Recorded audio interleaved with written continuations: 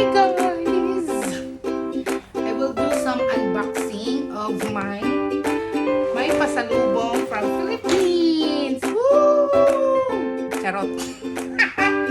First off, thank you my sis! Hi Tit! Uy Tit, kahilak mo kay ko Tit! I love the money, the red money and everything! Nalinoy! Uy kayo! Hi Tit!